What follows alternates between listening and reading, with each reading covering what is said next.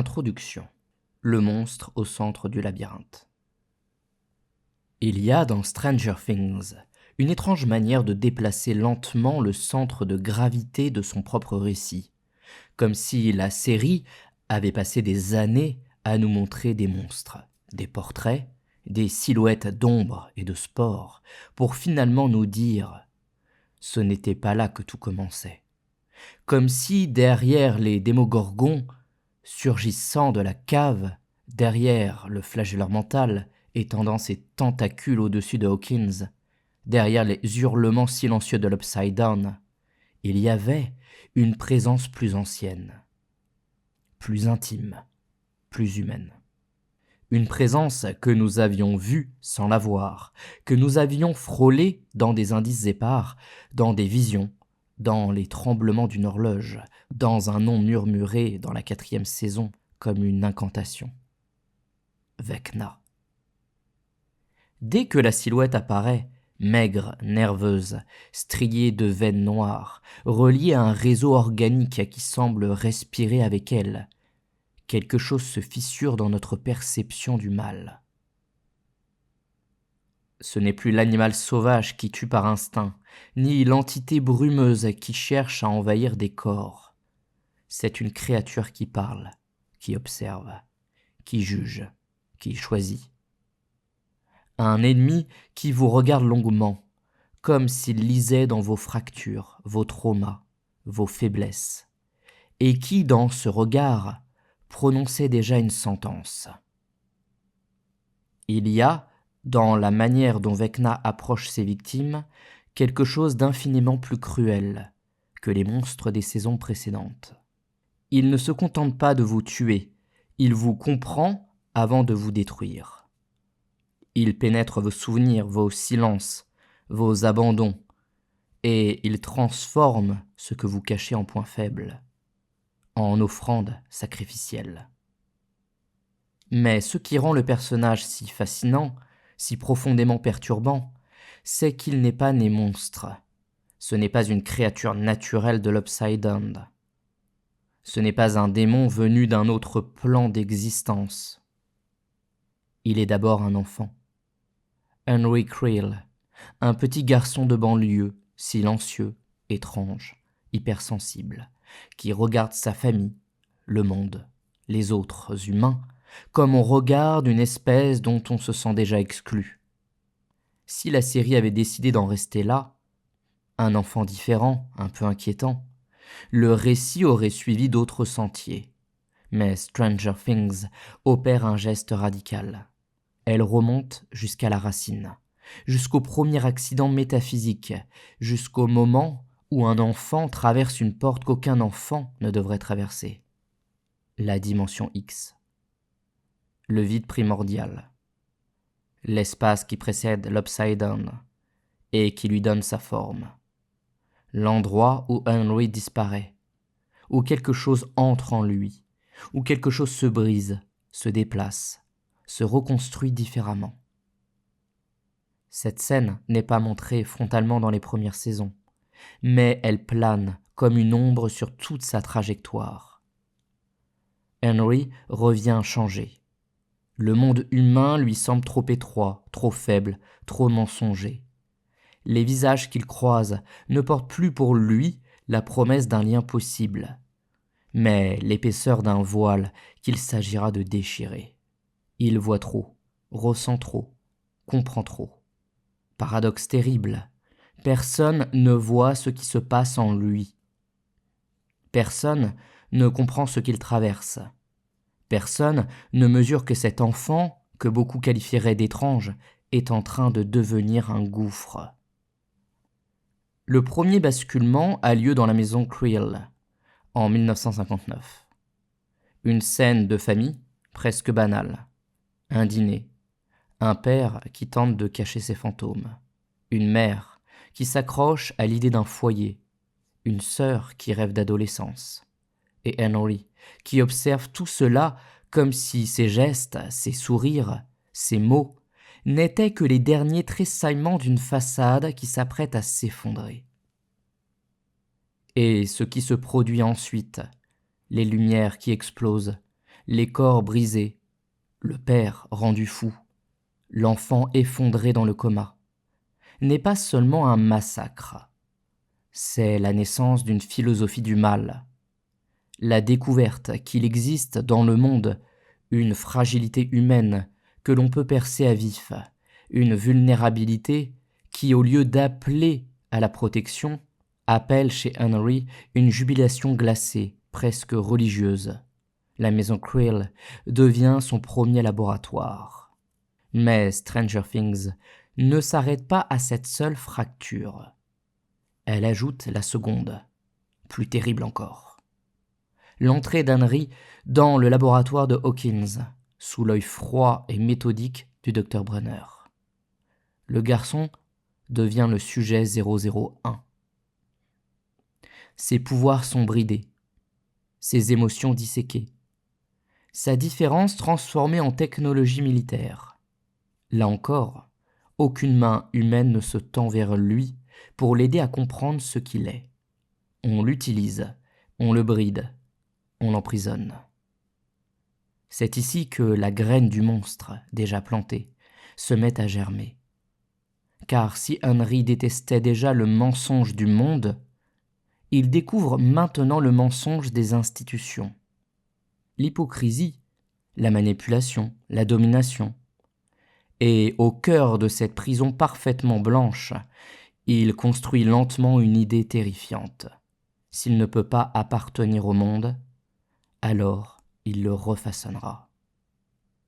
Lorsqu'Eleven, enfant, croise sa route, il lui offre le discours parfait du prédateur qui sait qu'il a trouvé un égal.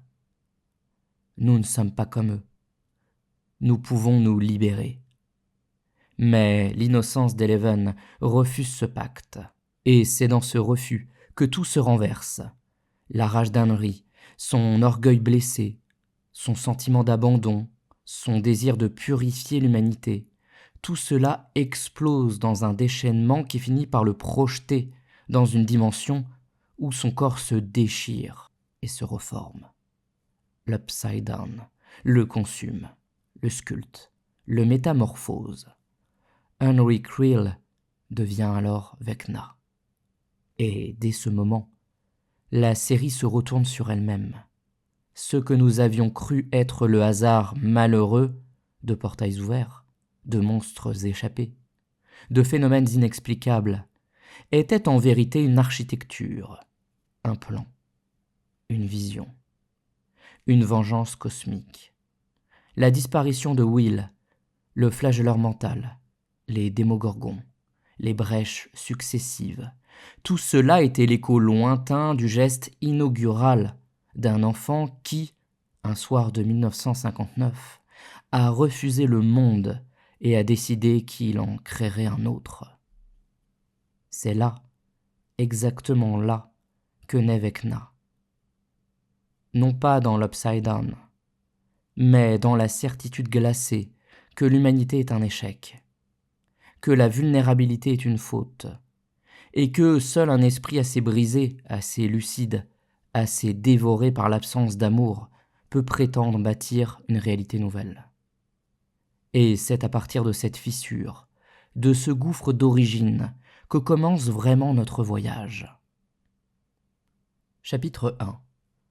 Henry Creel, l'enfant qui refusa le monde. Il y a quelque chose d'extrêmement troublant dans la manière dont Stranger Things choisit de raconter la naissance de Vecna.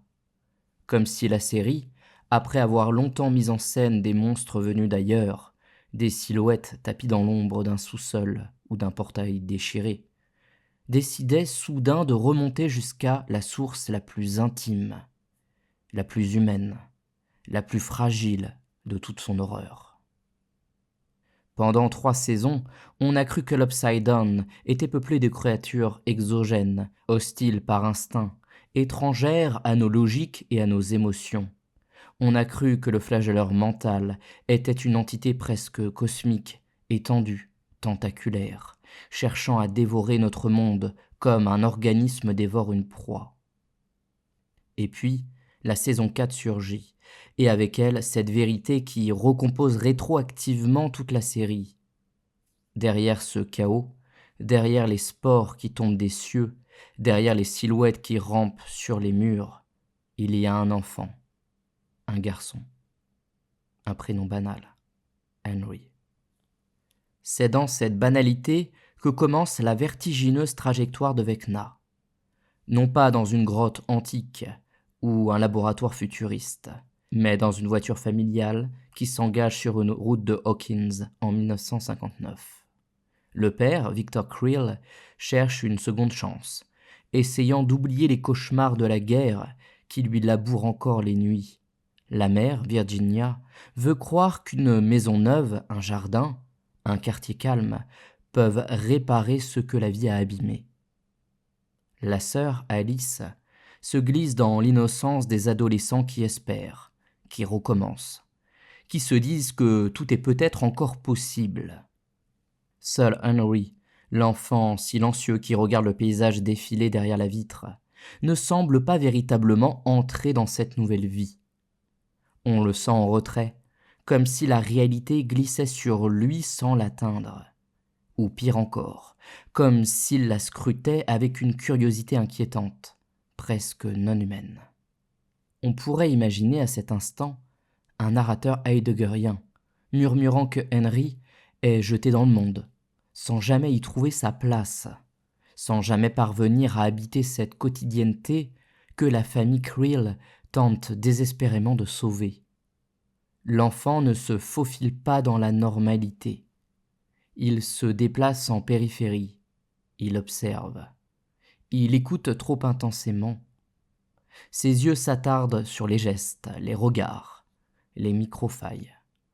Il y a dans sa manière de percevoir quelque chose d'excessif. Une lucidité qui n'apporte pas la compréhension, mais une sorte de dégoût prématuré. C'est dans le grenier de la maison Creel qu'on comprend pour la première fois l'ampleur de ce décalage. Henry y monte comme d'autres enfants iraient dans une cabane secrète. Mais ce qu'il y découvre, ce qu'il observe, ce ne sont pas des jouets oubliés, des souvenirs de famille ou des objets interdits. Ce sont des araignées. Des dizaines d'araignées lovées dans leur toile, immobiles, patientes, parfaites. Là où sa mère verrait des parasites à éliminer, Henry voit un modèle d'existence. Et il contemple cette créature dont la vie entière est un piège tendu, une attente, une logique implacable. Elle perçoit les vibrations du monde d'une manière qui échappe complètement aux humains. Elle ne s'encombre pas de morale, de remords, d'hésitation. Elle est cet organisme pur qui agit, qui capture, qui dévore lorsque le moment est venu. Henry s'identifie à elle. Ou plutôt, il y projette ce qu'il voudrait être. Car déjà, cet enfant montre une hypersensibilité anormale. Il entend les pensées des autres, leurs peurs secrètes, leurs colères enfouies. Il devine l'infidélité de sa mère, les mensonges ordinaires qui circulent dans la maison, la détresse silencieuse de son père, qui tente de se convaincre que tout va bien. Ce pouvoir télépathique, qu'il ne contrôle pas encore, mais dont il perçoit chaque frémissement, devient un fardeau insupportable. Le monde lui arrive trop fort, comme si chaque émotion humaine lui déchirait les tympans. C'est ici que Stranger Things commence à jouer avec une idée vertigineuse. L'enfant surdoué, hypersensible, doté de capacités extraordinaires, n'est pas sauvé par ses dons. Au contraire, il est écrasé par eux, isolé, condamné à vivre dans une intensité que personne autour de lui ne comprend. Et pourtant, il existe un autre moment fondateur, longtemps tenu secret jusqu'au préquel The First Shadow. Henry a disparu enfant, quelques années avant l'installation de Hawkins. Il s'est aventuré dans les grottes du Nevada, attiré par une vibration, par un murmure presque surnaturel. Et là, dans les ténèbres où l'armée expérimentait déjà avec les frontières du réel, Il a été aspiré dans un espace inconnu, la dimension X. Lorsqu'il revient, 12 heures plus tard, son pouls est ralenti, ses yeux sont vides, son corps est intact, mais quelque chose en lui a changé. C'est une traversée qu'aucun enfant ne devrait vivre, l'entrée brutale dans un cosmos où la conscience humaine n'a plus de repères. Henry revient contaminé par une forme d'altérité absolue. Il ne s'agit pas d'un démon, ni d'une possession, mais d'une transformation métaphysique, comme si la structure même de son esprit avait été réajustée à une autre fréquence. Ce retour va sceller le destin de la famille Creel. Ce qui suit n'est pas seulement un meurtre, c'est un effondrement métaphysique. Lors d'un dîner, scène absolument centrale dans la mythologie de Vecna, la maison se referme sur elle-même. Les lampes explosent, les radios grésillent, l'air devient trop dense. Victor Creel voit les horreurs de la guerre revenir dans les murs. Virginia est projetée contre le plafond, les yeux révulsés, le corps tordu. Alice hurle. Sa voix se brise avant de disparaître dans un silence glacial. Henry, lui, reste immobile, les pupilles dilatées, concentrées, comme si chaque respiration de sa famille se transformait en matière première pour un acte qu'il ne percevait même plus comme violent. Il ne tue pas par impulsion. Il juge. Il exécute. Il applique, à sa manière, un verdict cosmique. La philosophie peut s'inviter ici par des chemins multiples. On pourrait évoquer Nietzsche et l'émergence d'un ressentiment si profond qu'il se retourne contre le monde entier, ou encore Arendt et sa description glacée du mal radical, celui qui ne tue pas par passion, mais par conviction. Mais là encore, c'est Lévinas qui, paradoxalement, éclaire le mieux la scène. Il affirme que le visage de l'autre nous interdit de tuer, qu'il porte une vulnérabilité qui nous commande, tu ne tueras point. Henry, lui, accomplit l'inverse absolu. Il regarde sa famille, il voit leurs faiblesses, leurs secrets, leurs mensonges, et au lieu d'être saisi par l'éthique, il est saisi par une volonté de purification. Il ne voit plus des visages, mais des erreurs. Lorsque son père, traumatisé, parle plus tard de démons dans la maison, il dit vrai sans le savoir, mais il se trompe sur l'identité du démon. Ce n'est pas une force extérieure, c'est un enfant. Un enfant qui ne supporte plus le mensonge du monde. Un enfant qui ne croit plus à la possibilité d'un visage humain sincère. Un enfant qui a trouvé dans la souffrance des autres une musique qui résonne en lui comme une forme de vérité. Et puis, soudain, Henry s'effondre. Ce ne sont pas les remords. C'est la limite biologique d'un pouvoir trop puissant pour son corps. Il tombe dans un coma profond, laissant le carnage derrière lui, et c'est ainsi qu'il entre dans la grande machinerie gouvernementale, le laboratoire Dawkins. Mais avant de l'y suivre, il faut s'arrêter un instant sur l'architecture symbolique que la série installe avec cette scène. La maison Creel devient un pivot narratif, un mythe interne, un espace hanté qui ne cessera de revenir dans Stranger Things. C'est là que Nancy et Robin cherchent la vérité. C'est là que la vision de Vecna prend forme en saison 4. C'est là enfin qu'Holly Wheeler, en saison 5, découvrira une version déformée, réinventée, que Vecna baptise Camazotz. Comme si l'enfance traumatique d'Henry était devenue une matrice à partir de laquelle il recrée des mondes entiers. L'enfant, le monstre, le démiurge, tout se joue dans cette maison.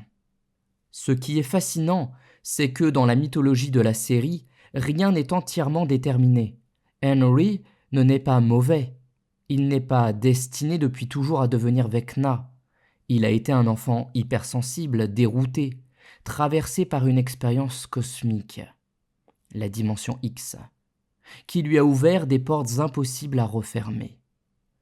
Et à son retour, il n'a trouvé ni soin, ni cadre, ni compréhension. Il n'a trouvé que le silence, la peur, le malaise et finalement le rejet. C'est un enfant dont le monde n'a pas pris soin, un enfant qui aurait eu besoin d'un visage accueillant et qui n'a trouvé que des murs. La maison Krill ne devient donc pas seulement un lieu de massacre, elle devient un lieu d'origine, une sorte d'anti-utérus, où la naissance de Vecna s'accomplit non par un traumatisme unique, mais par l'accumulation de blessures que personne n'a su reconnaître. Et pourtant, il y avait encore une infime possibilité d'autre chose. Car Henry ne demande jamais l'amour de manière explicite. Il ne pleure pas, il ne supplie pas. Mais tout dans sa posture, dans ce qu'on apprend de lui à travers le préquel, suggère une quête déformée, une demande mal formulée, une fin de reconnaissance qui n'a jamais trouvé sa réponse. Jamie Campbell Bower, l'acteur, le dit d'ailleurs très clairement. Henry est un enfant qui crie pour l'amour. Mais ce cri, étouffé par l'absence de compréhension, devient un gouffre. Lorsque Brenner récupère Henry à l'hôpital, inconscient, il comprend immédiatement que cet enfant n'est pas comme les autres. Et dans un geste qui n'est pas celui d'un père, ni celui d'un éducateur, mais celui d'un technicien, il fait de cet enfant une expérience. Le choix de Brenner est la dernière pierre qui manquait à la formation du monstre. Au lieu d'être accueilli dans un cadre qui lui aurait appris à nommer ses affects, à dompter ses pouvoirs, à s'inscrire dans le monde, Henry est enfermé dans une structure qui ne voit en lui qu'une ressource à exploiter, un prototype, un modèle à dupliquer. À cet instant exact, l'histoire du mal dans Stranger Things change de nature. Le Démogorgon n'était qu'un accident. Le flagelleur mental un organisme. Vecna, lui, naît d'une chaîne de décisions humaines, de négligences humaines, d'une absence humaine. Et c'est ce qui rend ce personnage si bouleversant, si terrifiant et si complexe. Il est à la fois l'enfant blessé, l'adolescent devenu juge de tout, et la créature cosmique qui plus tard déchirera Hawkins, comme il a déchiré sa propre famille. Voilà pourquoi la saison 4, lorsqu'elle dévoile à travers le récit d'Henry le déroulement exact de ces événements, fonctionne comme une révélation théologique. Ce que nous pensions être une force extérieure, ce que nous croyions être un mal tombé sur Hawkins, était en réalité la conséquence directe d'un enfant laissé sans regard, sans mots, sans amour, puis livré à un pouvoir trop vaste pour lui.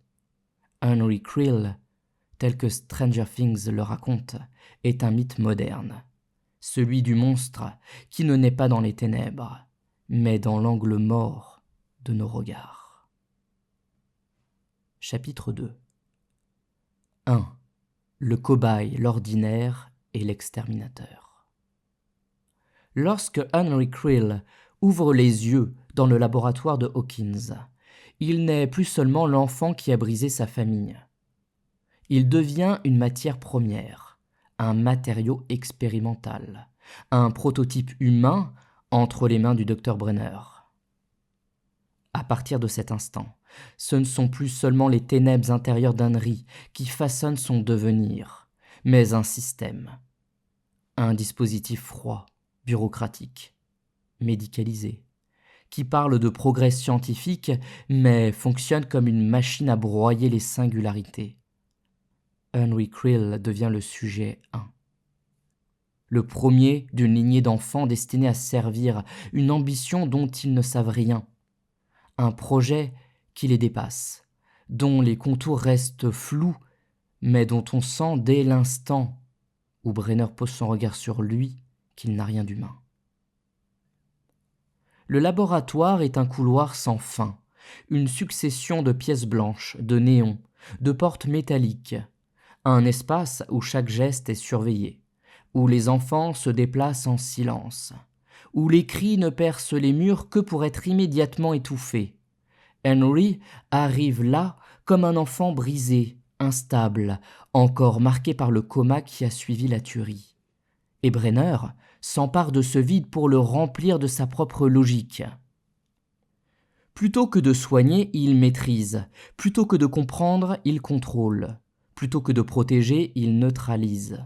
Henry, qui par nature déteste les faux-semblants, perçoit très vite la vérité. Cet homme, qui prétend l'aider, ne voit en lui qu'un réservoir de puissance, un outil à dompter. On imagine facilement la scène. Au milieu de cette blancheur clinique, Henry, encore frêle, encore abîmé, est maintenu sur une table d'examen. Une voix lui explique que tout ira bien. On lui demande de rester immobile. Et dans son cou, on introduit le dispositif qui changera définitivement sa vie. La puce inhibitrice.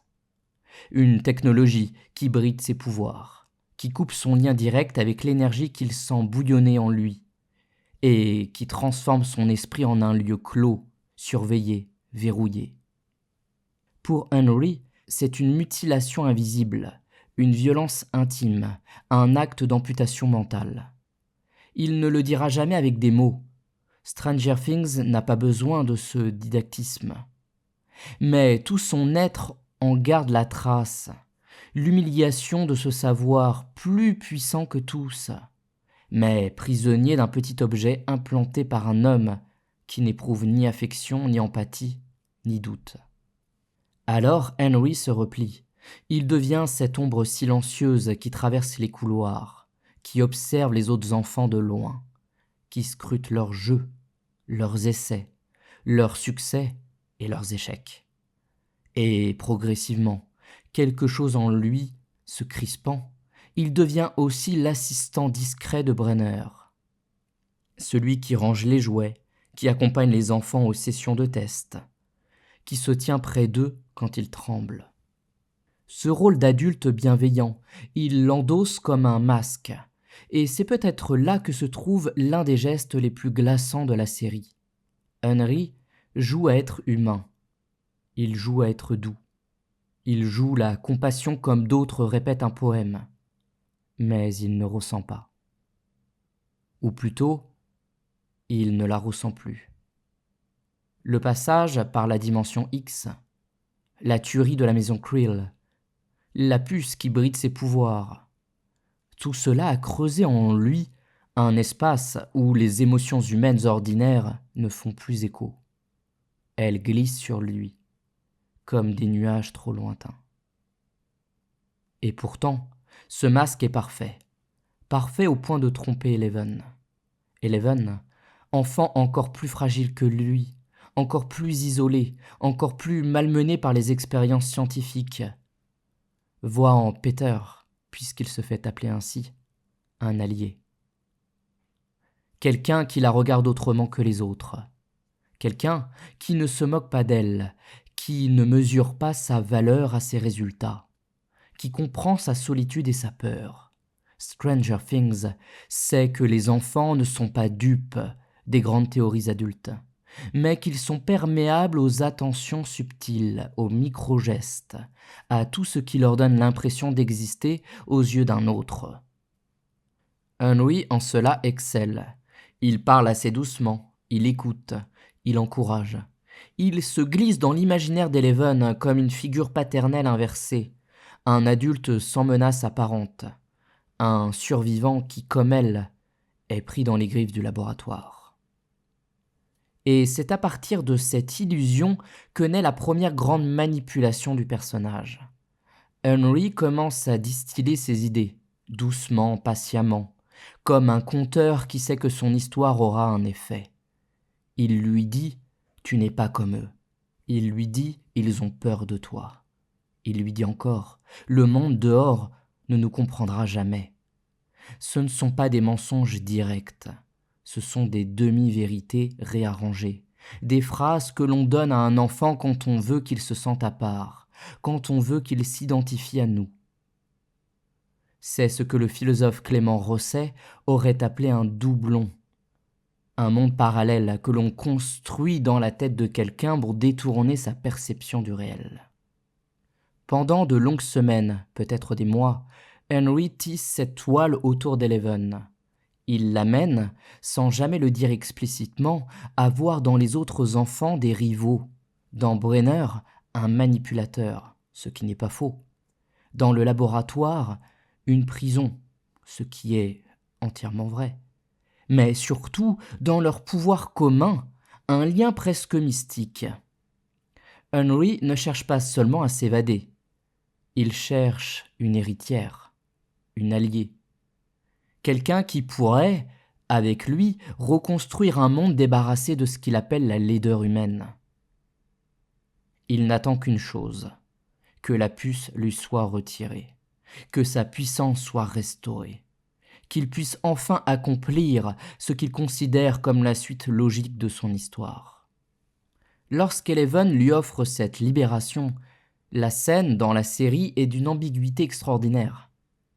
Elle le fait par compassion, par confiance, par innocence. Elle croit qu'elle délivre un homme torturé, mais en réalité, elle ouvre la porte d'un enfer. La puce tombe, et en un instant, Henry retrouve l'intégralité de ses capacités. La série ne montre pas de transformation physique, elle montre un changement dans son regard, une intensité nouvelle, glaciale, déterminée. C'est comme si la pièce avait été aspirée, vidée de tout ce qui existait d'humain pour ne laisser que la logique de destruction. Ce qui suit, les couloirs ensanglantés, les corps d'enfants tordus, les murs recouverts de traces, le silence irréel après la tempête psychique, n'est pas seulement une tuerie, c'est un manifeste. Henry ne tue pas pour s'amuser ou pour s'enfuir. Il tue pour purifier, pour effacer ce qu'il considère comme l'échec de l'espèce humaine, pour retirer de la surface du monde ce qu'il voit comme de faibles copies de lui. C'est là qu'il devient réellement un idéologue, un exterminateur qui n'a pas besoin de prétexte pour justifier l'injustifiable, parce que dans sa tête, l'humanité est déjà condamnée. La confrontation avec Eleven dans la chambre arc-en-ciel est l'un des moments les plus puissants de toute la série. Pas seulement pour la violence du duel psychique, ni pour l'énergie brute qui circule entre eux, mais parce qu'elle cristallise deux visions du monde. Henry lui dit « Ensemble nous pouvons créer un nouveau monde », et Eleven répond par un refus. Un refus presque primal, viscéral. Elle ne dispose pas de discours.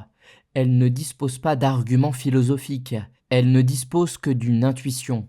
Ce que Henry propose est une défiguration du vivant, un effacement du visage, une négation du monde. Elle n'a pas les mots pour le dire, mais elle le sent. Et c'est parce qu'elle le sent qu'elle gagne. Le combat bascule lorsqu'Eleven ne pense plus aux expériences, ni aux humiliations, ni à la violence du laboratoire, mais à une seule image, celle de sa mère, de l'amour qu'elle n'a presque pas connu, mais qui existe malgré tout en elle. Une lueur, un souvenir, un visage. Et c'est ce visage, exactement ce que Henry a refusé dans son propre passé, qui lui donne la force de repousser l'abîme. La projection de January dans l'Upside Down n'est pas simplement un geste d'autodéfense, c'est un renvoi dans une dimension qui l'attendait, un monde où l'esprit commande la matière, un espace où la violence intérieure peut se matérialiser sans limite, un territoire qui, au lieu de le briser, le transforme. Ses chairs se carbonisent, sa peau se tend, ses yeux se blanchissent, ses veines se connectent aux racines du monde. C'est là que Henry Creel meurt symboliquement pour laisser place à Vecna. Et ce moment, cette naissance monstrueuse, rééclaire toute la série. Car en mettant en scène cette métamorphose, Stranger Things affirme que le mal de Vecna n'est pas un accident.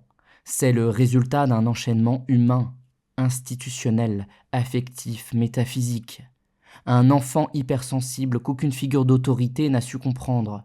Une expérience cosmique que personne n'a su nommer. Un pouvoir que l'on a tenté de contrôler par la force. une solitude immense que l'on a maquillée en protocole scientifique. Vecna ne surgit donc pas de l'Upside Down. Il y tombe parce que le monde réel ne savait pas quoi faire de lui.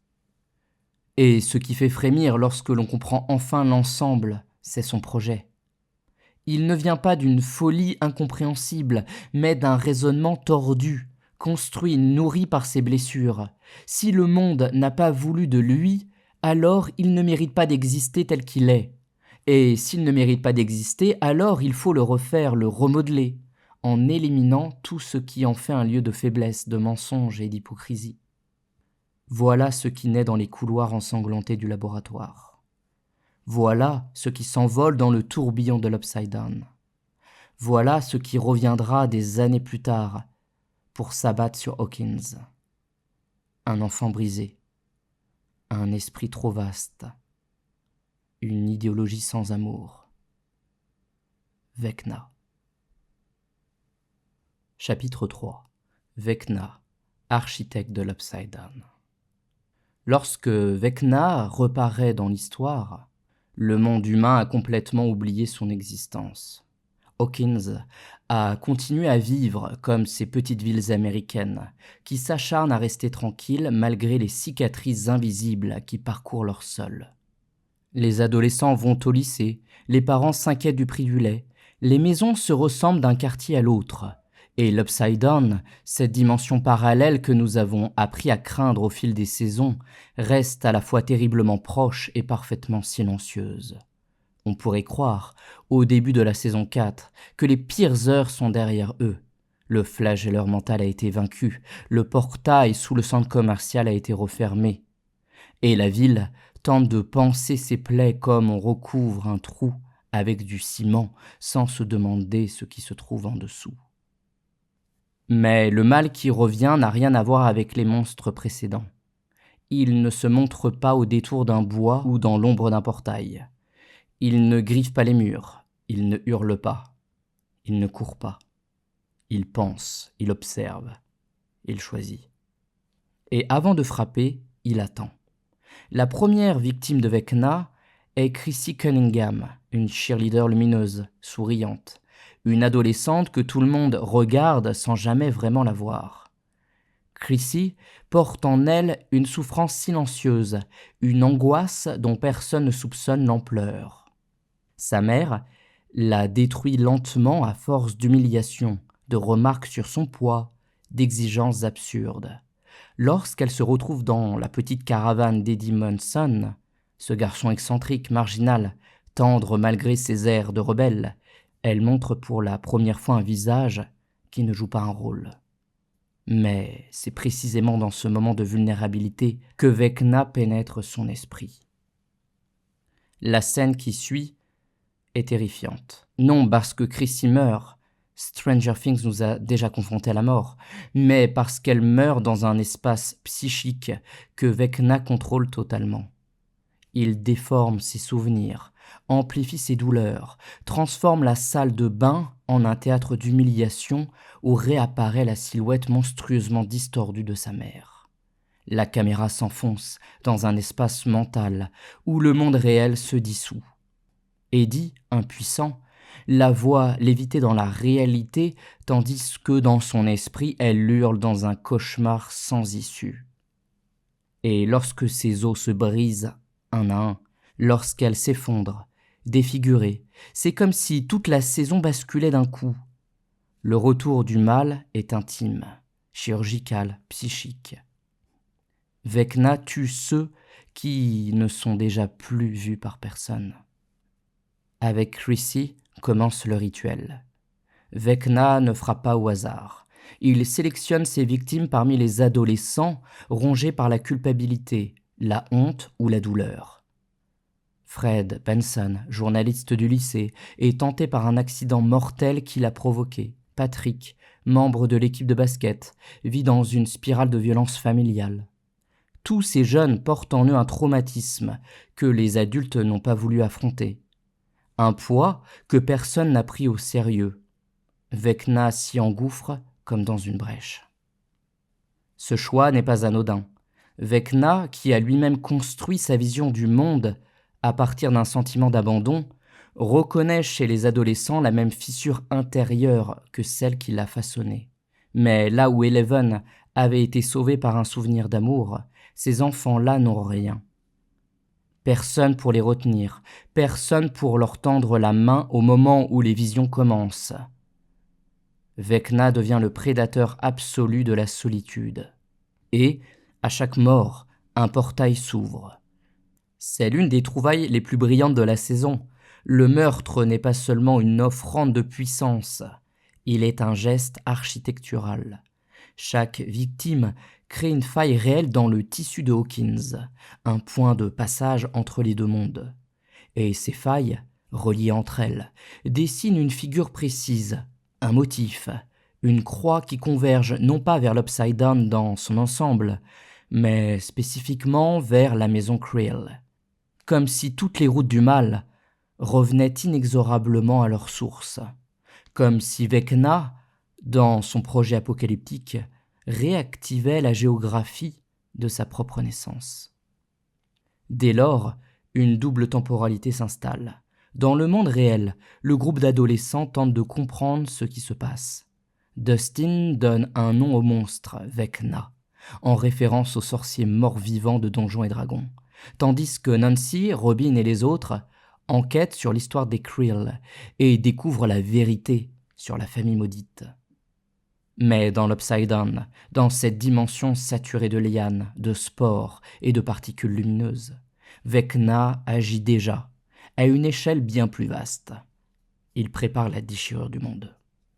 C'est dans le cas de Max que la série atteint un sommet émotionnel absolu.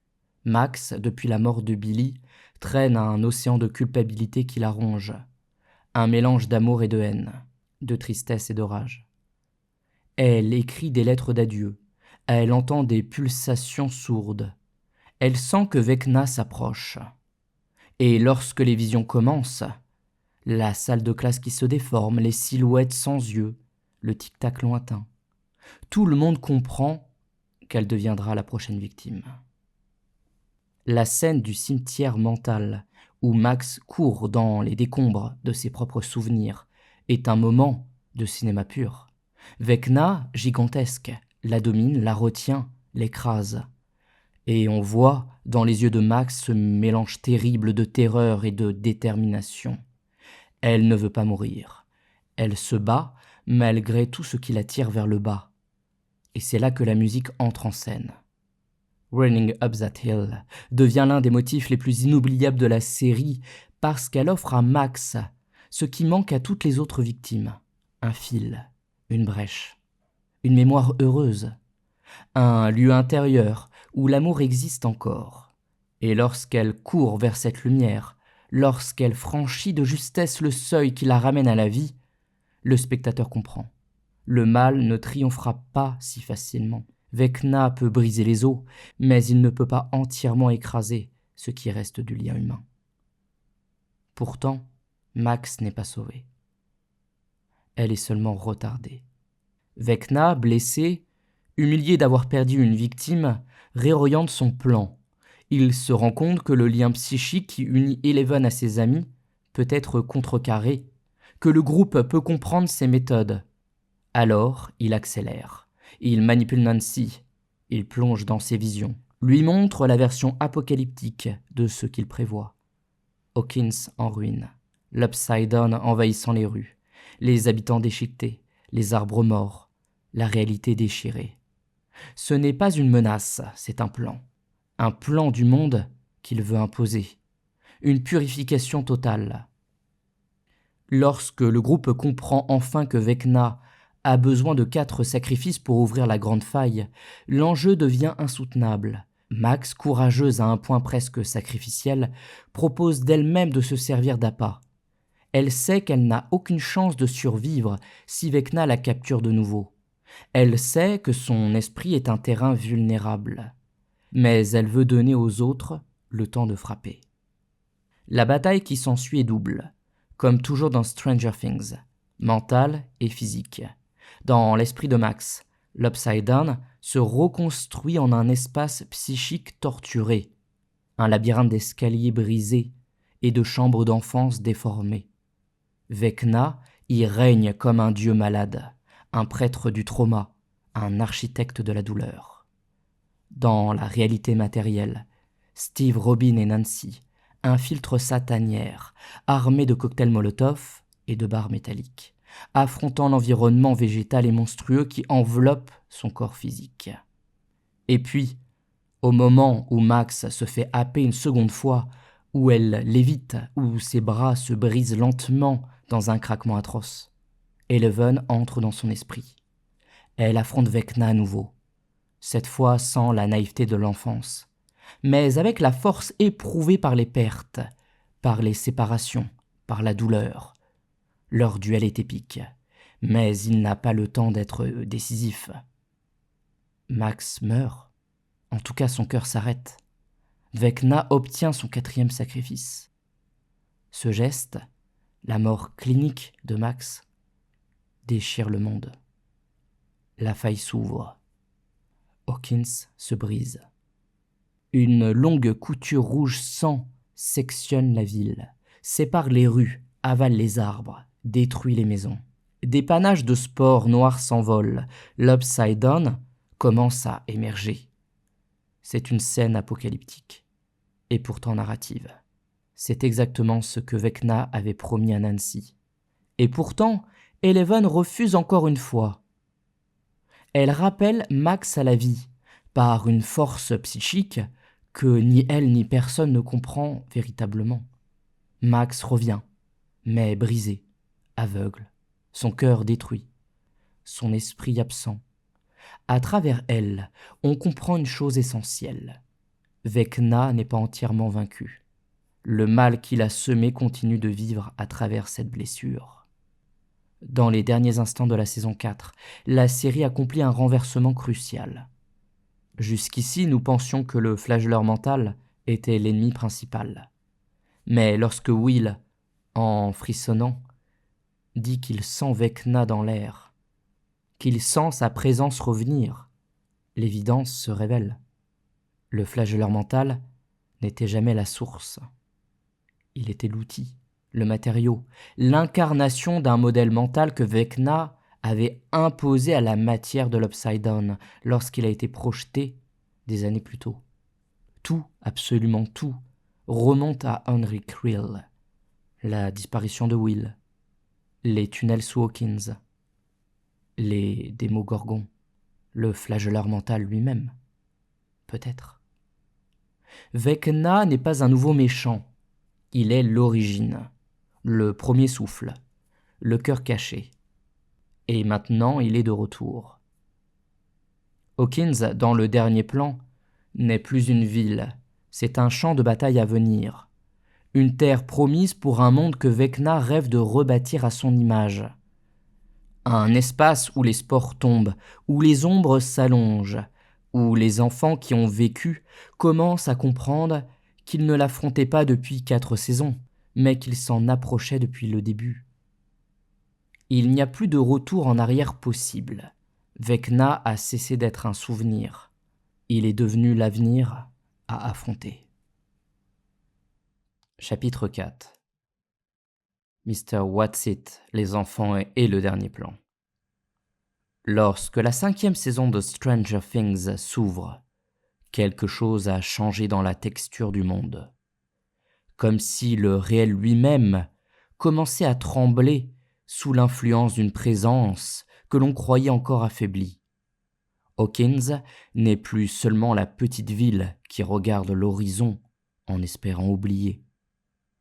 Elle est devenue un territoire frontalier, un sol craquelé où l'Upside Down suinte lentement dans l'air. Les spores tombent comme une neige noire, le vent sature de murmures, et les habitants, dans un déni presque touchant, continuent de se rendre au travail, d'aller à l'église, de promener leurs chiens, comme si le ciel n'était pas en train de changer de couleur. Mais Stranger Things, dans ce début de saison, nous offre un autre signe, beaucoup plus discret, beaucoup plus sinistre. L'apparition d'un personnage que seul une enfant pouvait voir. Un homme imaginaire, un compagnon étrange, une figure d'adulte dont la bienveillance sonne légèrement faux, à peine trop douce, presque mielleuse. Il se présente comme Mr. Watsit et devient l'ami invisible de Holly Wheeler, la petite sœur de Mike et Nancy. Au départ, rien qui alarme l'adulte distrait. Les enfants inventent des amis imaginaires depuis toujours. Mais quelque chose dans la description que Holly en fait, dans les jeux auxquels elle se livre, dans la précision presque clinique de certains détails, trouble quiconque y prête réellement attention. Car l'imaginaire d'un enfant a une fantaisie, une légèreté, un mouvement spontané. Or, ce que Holly décrit a trop de cohérence, trop de structure, trop de logique pour n'être qu'un jeu. Il me parle des monstres. Il sait des choses que personne ne sait. Il m'explique comment les éviter. À cet instant, un frisson traverse le spectateur. Il y a déjà eu dans Hawkins d'autres voix qui parlaient aux enfants, d'autres présences qui se glissaient dans l'invisible, d'autres intelligences qui se nourrissaient des peurs et du silence. Et s'il fallait un indice encore plus clair, il arrive lorsque Holly dessine Mr. Watsit. Un homme mince, sans yeux visibles, avec des doigts trop longs, une silhouette familière, une silhouette que nous connaissons. Vecna, désormais trop faible pour se manifester physiquement, ou trop malin pour se dévoiler, infiltre le monde à travers l'imaginaire d'une enfant. C'est un geste d'une perversité absolue, parce qu'il reproduit exactement l'inverse de ce qu'il a vécu. Là où Henry Creel n'a jamais été entendu dans son enfance, Vecna se sert de l'écoute totale et naïve d'une enfant pour étendre son influence. Et puis, un matin, Holly disparaît. La panique saisit la maison Wheeler. Mais la série, fidèle à son regard sur l'enfance, choisit de nous montrer la disparition du point de vue de Holly elle-même. Elle se réveille non pas dans une cave, non pas attachée, non pas blessée, mais dans une maison.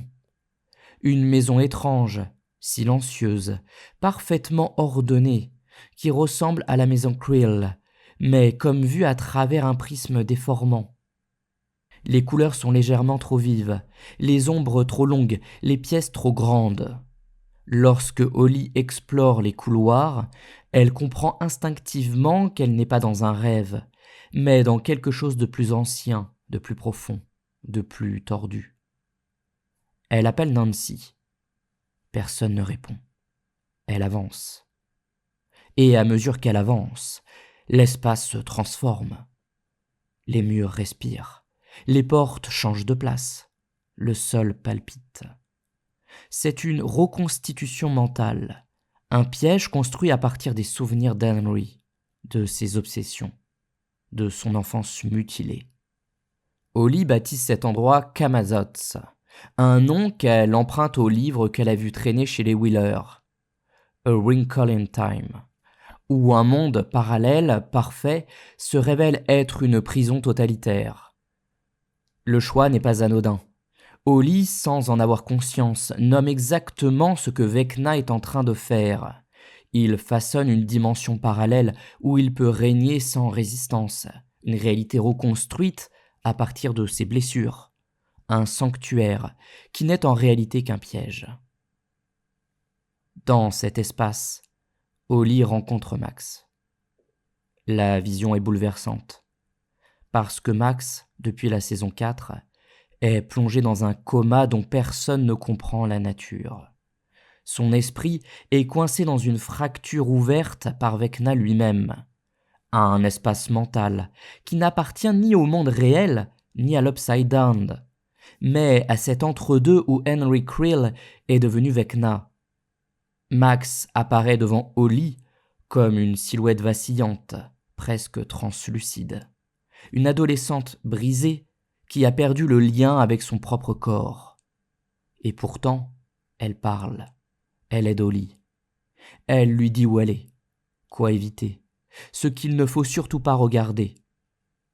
On comprend alors que Max, même prisonnière, a survécu, grâce à la même force qui l'avait sauvé dans la saison 4. Une volonté farouche de vivre, de résister, de ne pas se laisser entièrement engloutir. La rencontre entre Max et Holly est déjà en soi un geste narratif magnifique.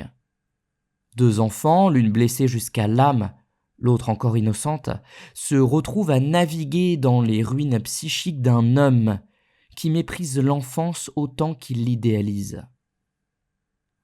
Car il y a dans le projet de Vecna, dès ce moment de la saison, une obsession nouvelle, les enfants. Non pas pour leur souffrance, comme dans la saison précédente, mais pour leur potentiel. Vecna, dans sa logique démente de reconstruction du monde, veut choisir les enfants qui méritent d'exister dans sa version de la réalité.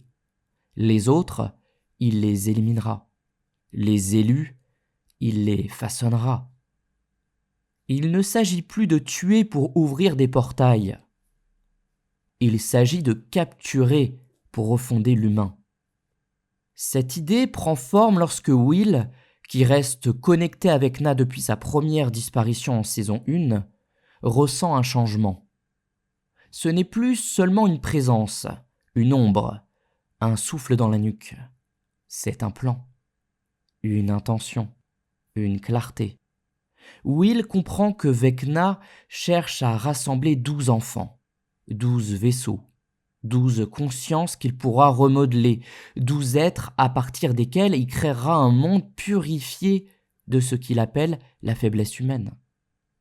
Si l'on se tourne vers la philosophie, ce moment rappelle ce que Hannah Arendt décrivait dans sa réflexion sur les totalitarismes.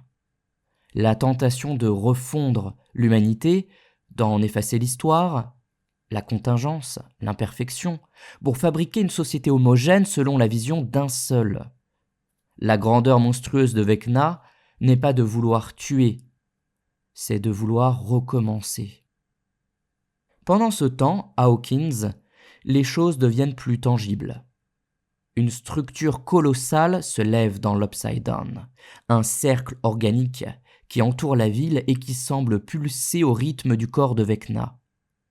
Cette paroi n'est pas seulement un mur, c'est un système de protection régénératrice, un cocon, une armure vivante.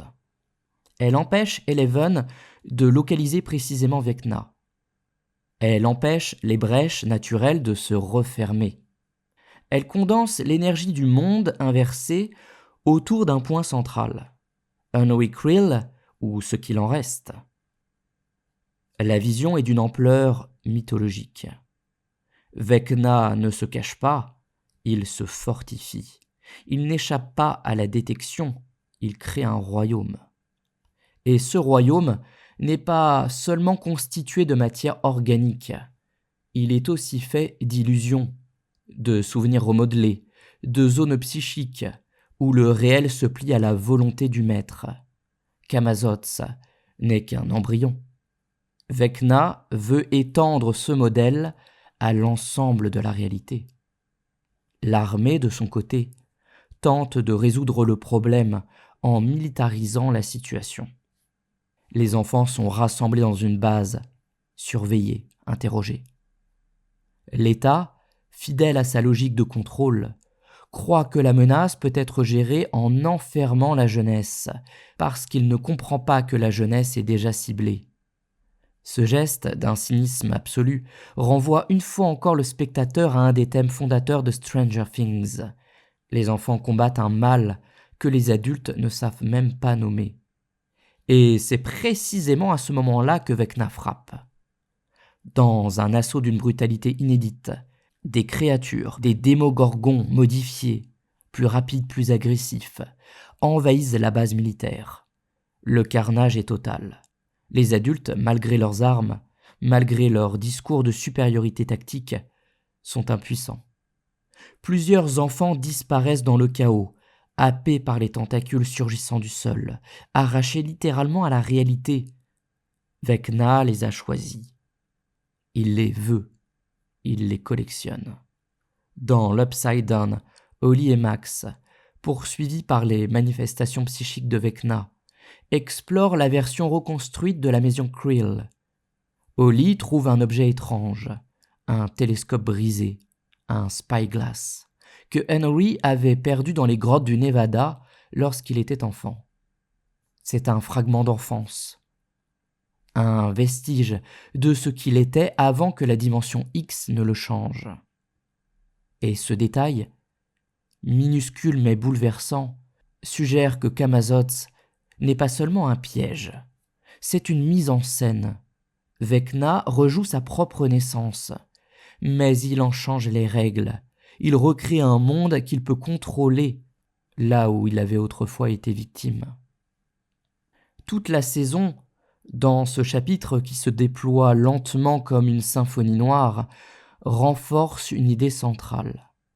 Vecna ne veut plus détruire Hawkins. Il veut la remodeler. Il ne veut plus seulement tuer, il veut choisir.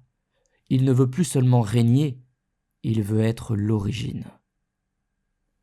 La tension atteint son comble lorsque Eleven, Will, Mike et les autres entrent dans ce territoire reconstruit, prêts à affronter une entité qui n'a plus rien d'humain, mais qui n'a pas complètement oublié qu'elle l'a été.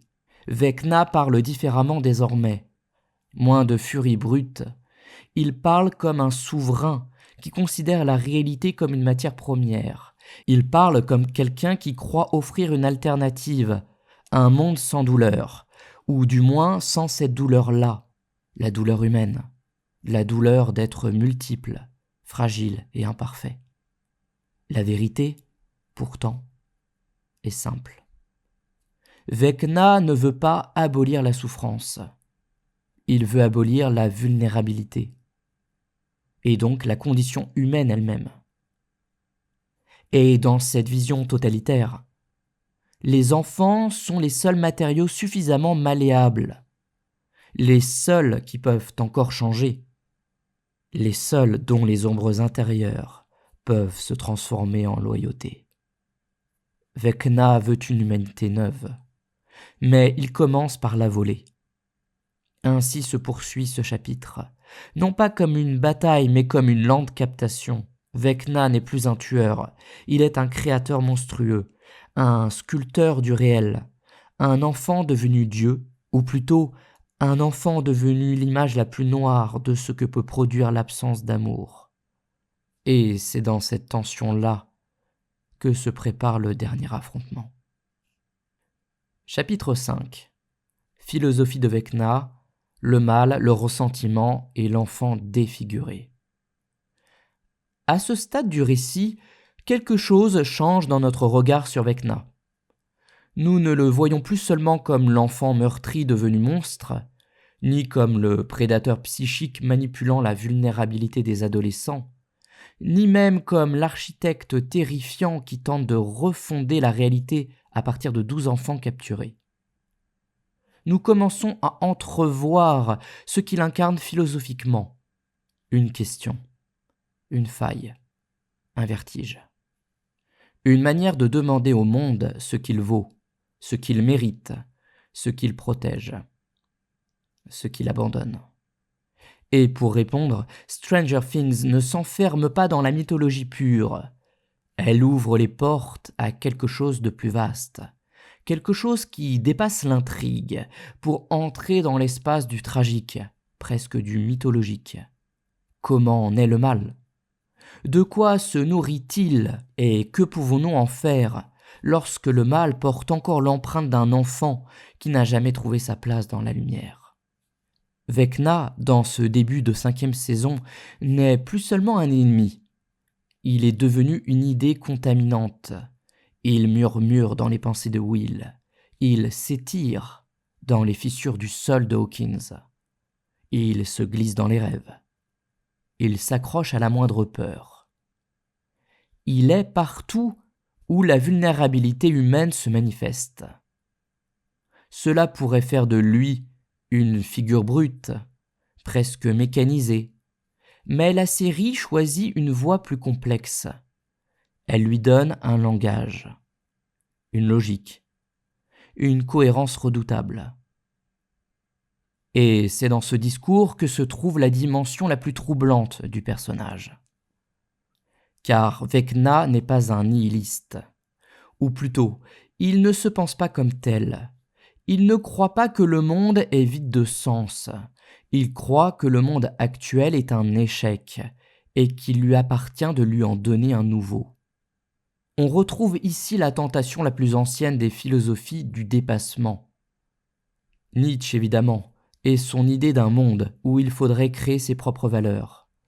Mais aussi à l'opposé, les logiques totalitaires du XXe siècle, où l'on prétendait purifier l'humanité pour la conduire vers un avenir radieux, débarrassé de ses faiblesses. Vecna incarne cette collision étrange entre le désir d'un surhumain et la violence d'un anti-humain. Pour lui, la vulnérabilité est une faute. La souffrance est un défaut de conception. Les émotions humaines, la culpabilité, le regret, la peur ou encore l'attachement, sont des failles qui empêchent la véritable puissance de s'exprimer. Ce que Vecna déteste dans l'humanité, ce n'est pas sa cruauté, ni sa bêtise, ni ses lâchetés quotidiennes, c'est sa fragilité. Et si l'on revient à Henry Creel, à l'enfant qu'il a été, tout s'éclaire. Là où il aurait eu besoin d'être accueilli dans cette fragilité, on l'a enfermé. Là où il aurait pu recevoir des mots, un cadre, une main qui se tend, il a trouvé une puce dans la nuque et des cellules blanches. Là où il aurait pu découvrir que la vulnérabilité invite un lien, il n'a rencontré que des adultes qui l'ont traité comme un objet. Ainsi, la philosophie de Vecna n'est pas née de sa puissance, elle est née de son manque. Le manque d'un monde qui aurait pu lui dire oui. Le manque d'une voix qui aurait pu lui dire « tu n'es pas seul ». Le manque d'un visage auquel il aurait pu répondre. C'est parce que Henry n'a jamais rencontré un autre qui le reconnaisse qu'il a conclu que l'autre est un mensonge. Il a fait de la solitude une vérité métaphysique et du rejet un principe cosmique. À partir de là, toute relation humaine devient suspecte, toute émotion devient un fardeau, tout lien devient une chaîne. Vecna, dans sa logique démente, croit offrir une libération. Il dit « je vais vous débarrasser de ce qui vous fait souffrir, je vais vous retirer la culpabilité, la peur, l'angoisse et l'errance. Je vais faire taire en vous ce que vous ne supportez plus. » Mais pour cela, il faut renoncer à l'humanité elle-même, car la fragilité n'est pas une erreur du vivant, elle est la condition même du lien. La série place alors Vecna face à Eleven, non pas comme deux adversaires dotés de pouvoirs opposés, mais comme deux conceptions du monde. Eleven, elle aussi, a connu la solitude, la maltraitance, l'instrumentalisation et l'abandon. Elle aussi aurait pu conclure que l'humanité ne valait rien. Elle aussi aurait pu bâtir une philosophie de la rupture totale. Mais Eleven porte en elle quelque chose que Vecna n'a jamais eu. La mémoire de gestes tendres. Hopper qui lui prépare des gaufres, Mike qui lui tend la main, Max qui la regarde avec compassion, Joyce qui la protège. Des instants minuscules, souvent imparfaits, mais suffisants pour créer une trame intérieure solide. Eleven ne pense pas que l'humanité est bonne, elle pense qu'elle vaut la peine d'être défendue. Ce n'est pas de l'optimisme, c'est une résistance morale. Dans l'affrontement entre Eleven et Vecna, ce qui se joue n'est donc pas seulement une bataille, mais une opposition métaphysique. D'un côté, une vision du monde qui veut effacer la vulnérabilité pour créer un réel sans faille. De l'autre, une vision qui assume la vulnérabilité comme une condition nécessaire de l'amour. Vecna veut des enfants invincibles, refondus à son image. Eleven veut simplement que ceux qui existent déjà puissent vivre, même brisés, même imparfaits. La différence est immense.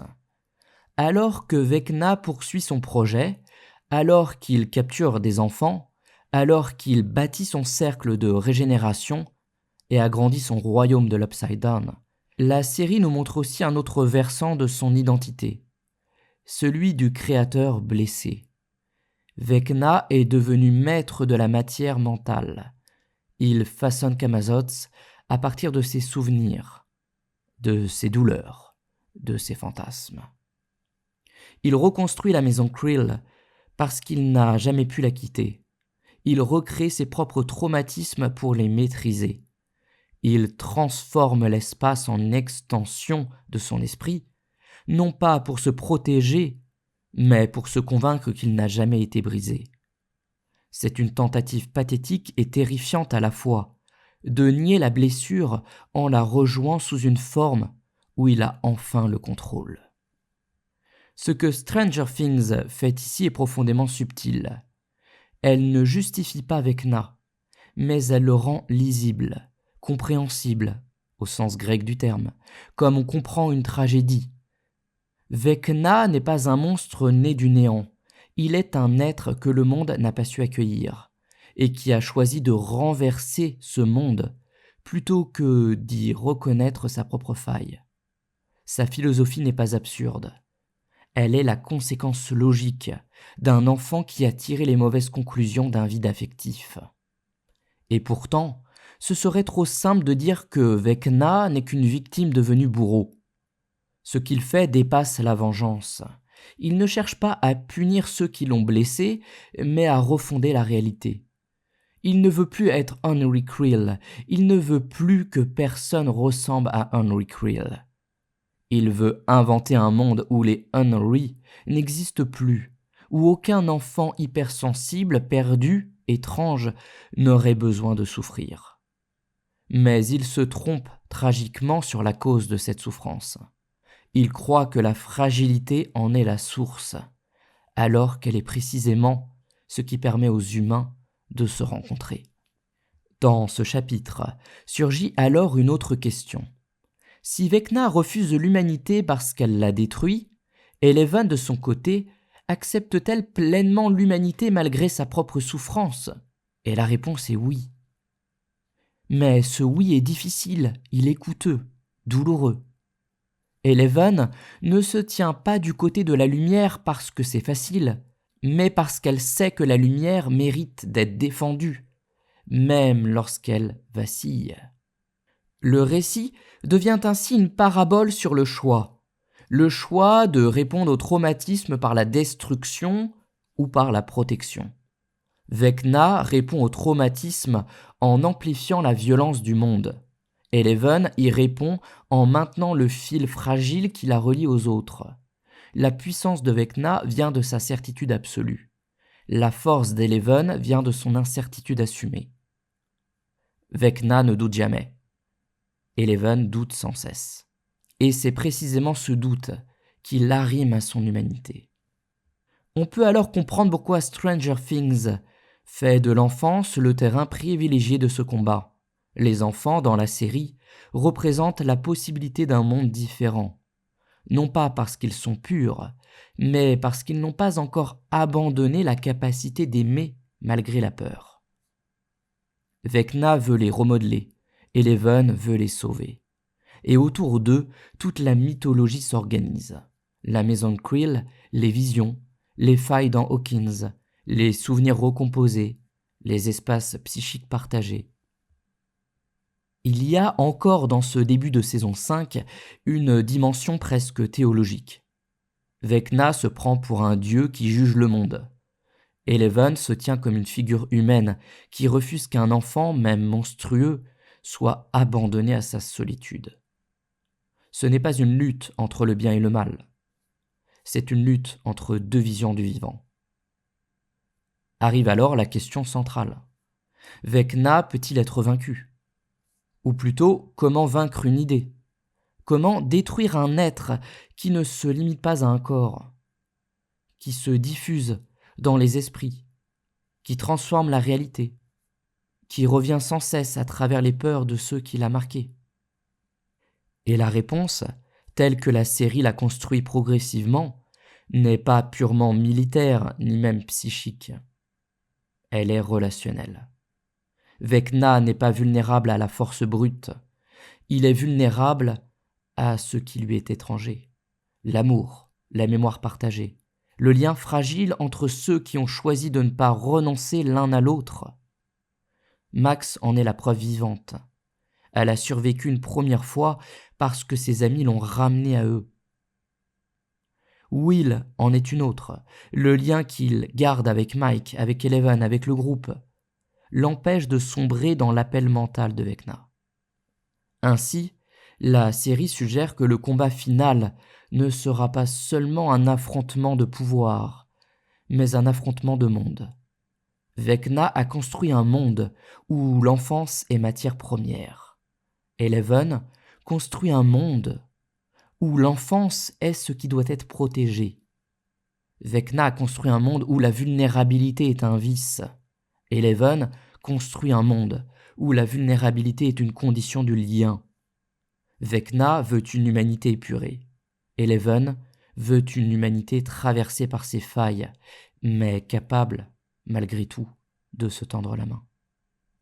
Dans ce choc final se dessinera la réponse à la question que soulève toute la série. Le mal n'est-il du pouvoir ou de l'absence d'amour ? Et si c'est l'absence d'amour, alors que vaut un monde où même les monstres sont les enfants que nous avons laissés derrière ? Conclusion. Vecna ou l'ombre de Hawkins.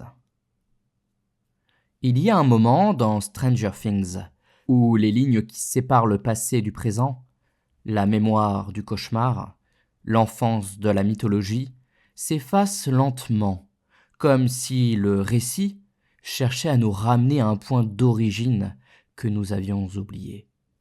Lorsque l'on referme le parcours de Vecna, lorsque l'on contemple la spirale entière, l'enfant du grenier, l'adolescent des couloirs blancs, le monstre de l'Upside Down, le démiurge de la saison 5, quelque chose se dépose en nous, une impression difficile à nommer, une intuition presque douloureuse. Le mal n'est jamais né là où on le regarde.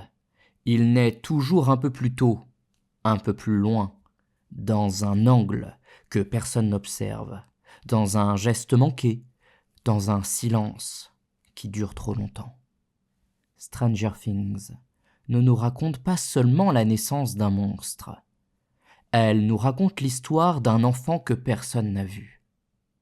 Un enfant hypersensible, traversé par une expérience impossible, revenu d'un ailleurs qui aurait dû être impossible à penser pour lui.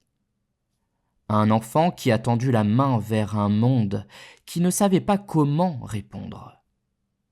Et ce refus, ce manque, cette absence d'un visage auquel s'accrocher, ont ouvert la porte à ce que Henry Krill deviendra, c'est-à-dire Vecna, l'ombre la plus profonde de Hawkins, la plaie ouverte de la série, le lieu où tous les fils de l'histoire se rejoignent.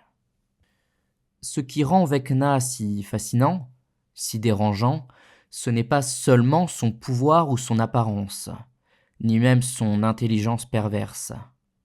C'est qu'il est né d'une forme de solitude que le monde réel produit sans même s'en rendre compte. Il incarne encore une fois ce mal que Hannah Arendt appelait radical, non parce qu'il serait insondable, mais parce qu'il plonge sa racine dans une absence d'amour, une absence de regard, une absence d'accueil. Vecna est l'enfant que l'on n'a pas su sauver. L'enfant dont la souffrance a été interprétée comme une menace plutôt que comme une demande. Et lorsque cette demande reste sans réponse, elle devient, dans son esprit, une certitude glacée. Si personne ne veut de moi, alors le monde ne mérite pas d'exister tel qu'il est. Le monstre que nous voyons dans l'Upside Down n'est pas seulement une créature de haine. C'est une version déformée d'un enfant qui a tiré les mauvaises conclusions d'une douleur trop grande. Vecna n'efface pas seulement ses victimes, il efface ce qu'il a été. Il détruit la vulnérabilité parce que la sienne n'a jamais été accueillie. Il détruit les enfants parce qu'il n'a jamais cessé d'être un enfant en ruine. Il reconstruit le monde à partir de ses traumatismes, parce qu'il n'a jamais appris à vivre autrement que dans la répétition de ses blessures. Et pourtant, Stranger Things ne cherche jamais à nous faire croire que Vecna pourrait être sauvée. La série n'est pas ingénue. Le mal reste le mal. Les victimes restent des victimes. Les choix restent des choix. Ce qu'elle nous montre, en revanche, c'est que même les monstres les plus terrifiants portent la trace d'une humanité brisée. Cela ne les excuse pas. Cela les rend terrifiants d'une autre manière. Cela nous oblige à regarder au-delà de la forme monstrueuse, au-delà de l'apparence du mal, pour comprendre ce que ce mal raconte de nous. Car Vecna, dans sa logique, nous tend un miroir déformant mais implacable. Il nous dit « Voici ce qui arrive lorsqu'un enfant ne rencontre que le silence. Voici ce qui arrive lorsqu'une société ne sait pas écouter les plus fragiles. Voici ce qui arrive lorsque l'idée d'éducation est remplacée par l'idée d'optimisation, lorsque l'on préfère contrôler plutôt que comprendre, lorsque l'on préfère enfermer plutôt que parler. Le laboratoire Dawkins n'est pas seulement une institution fictive. Il est le symbole de tout ce que nos structures peuvent avoir de déshumanisant, de froid, d'incapable de produire du lien. Et dans ce miroir, il y a une autre silhouette, celle d'Eleven. Une silhouette fragile, tremblante, blessée elle aussi, mais qui, contrairement à Henry, n'a jamais cessé de rencontrer des visages. Hopper, Joyce, Max, Mike, Will, tous imperfectibles, maladroits, souvent défaillants, mais suffisamment présents pour lui offrir ce que Vecna n'a jamais eu. Un ancrage, une raison de croire que le monde peut, parfois, être un lieu qui vaut la peine d'être défendu. Le combat entre Eleven et Vecna n'est pas un choc entre le bien et le mal, c'est un choc entre deux manières de répondre à la souffrance. Vecna répond à la souffrance par l'éradication, Eleven répond à la souffrance par le lien. Vecna veut abolir la vulnérabilité pour créer un monde sans faille. Eleven, de son côté, assume la vulnérabilité, comme la condition même de l'amour et de l'attachement. Et c'est là qu'apparaît la ligne la plus fine et la plus belle de Stranger Things. Le monde n'est pas sauvé par ceux qui sont les plus puissants, mais par ceux qui sont capables de reconnaître ce qui les dépasse. Eleven gagne parce qu'elle doute, parce qu'elle hésite, parce qu'elle n'est jamais certaine, parce qu'elle sait que la lumière n'est jamais acquise et qu'elle se mérite à chaque instant. Et Vecna perd parce qu'il est total, parce qu'il est sûr de lui, parce qu'il a effacé en lui toute forme de fragilité. Et sans fragilité, il n'y a pas de place pour la relation. Lorsque Hawkins s'ouvre en deux, lorsque les spores tombent, lorsque les enfants disparaissent, lorsque Camazotz se referme, lorsque Will frissonne en disant qu'il sent Vecna revenir, nous comprenons alors que la bataille finale n'est pas seulement une affaire de portail. Elle est une affaire d'humanité. Et à Will d'affirmer son humanité, de montrer enfin qui il est, son identité, face au mal qui l'a toujours entouré. Le monde ne sera pas sauvé par des super-pouvoirs. Il le sera par la capacité de ses enfants à se tenir ensemble, à ne pas céder au désespoir, à continuer de croire qu'un monde fissuré n'est pas un monde perdu. Et lorsque l'on referme ce parcours, lorsque l'on regarde Vecna pour ce qu'il est, un enfant blessé, devenu une sorte de dieu noir, une question demeure, suspendue, comme un dernier fil fragile au-dessus du gouffre. Combien d'Anoi Krill croisons-nous sans les voir ? Combien d'enfants portent des mondes intérieurs trop lourds pour leurs épaules ? Combien d'entre eux cherchent un regard, une parole, un visage, et ne trouvent que des murs ? Stranger Things ne prétend pas que nous pouvons empêcher tous les monstres de naître, mais elle suggère que nous pouvons éviter d'en créer. Elle dit dans une langue de fiction, mais avec une sincérité brûlante, que la vulnérabilité n'est pas un défaut, mais une promesse. Qu'un enfant qui souffre n'est pas un problème, mais une question. Qu'un monde qui refuse d'écouter devient le berceau de ses propres ombres. Vecna s'avance vers la fin comme une figure tragique. Non pas parce qu'il pourrait être sauvé, mais parce qu'il nous rappelle ce que nous avons oublié. Nous ne sommes jamais aussi forts que lorsque nous acceptons ce qui, en nous, peut se briser. Dans cette fissure, Eleven trouve sa force. Dans cette fissure, Vecna, en quelque sorte, se perd. Et c'est peut-être pour cela que le combat final aura lieu dans un monde au bord de l'effondrement. Parce que c'est là, dans la brèche, dans la fracture, dans l'endroit exact où tout menace de s'écrouler, que se joue ce qui nous rend humains.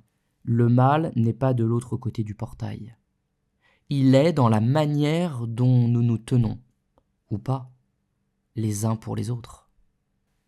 Et peut-être que Stranger Things, derrière ces monstres, ces portails, ces tempêtes, murmure au fond la même chose depuis toujours. La seule force assez grande pour contenir les ténèbres, ce n'est pas la puissance, mais l'amour fragile que les enfants de Hawkins refusent d'abandonner.